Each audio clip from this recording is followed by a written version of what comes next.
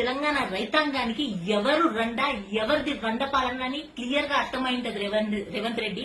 ఆ రోజు ఓ మాట అన్నావు కేసీఆర్ ని గాని గుర్తుందా?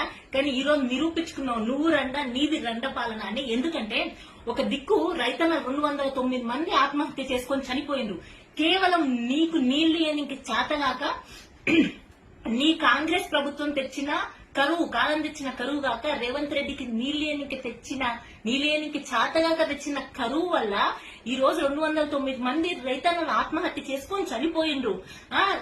ఆటో డ్రైవర్ అన్న ఆత్మహత్యలైతే ఆగుతూనే లేవు. వాళ్ళెవరిని పలకరించడానికి నీకు టైం లేకుంటది. అనేది ఒక సామెత ఉంటది, రోమ్ నగరం తగలబడిపోతుంటే రోమ్ చెట్ల బట్టి పిడేలు వాయించిందంట. అట్లుంది నీవు కథ. ఈ రోజు ఐపీఎల్ చూడనీకే పోతుంటే వీళ్ళందరినీ పరామర్శించడానికి నీకు ఒక్కరోజు టైం దొరకదు. కానీ ఐపీఎల్ మ్యాచ్లు పోయి చల్లగా ఎంజాయ్ చేయడానికే మాత్రం వస్తుంది. స్టేడియంలో పోయి ఢిల్లీలోకి తిరగనికే వస్తుంది.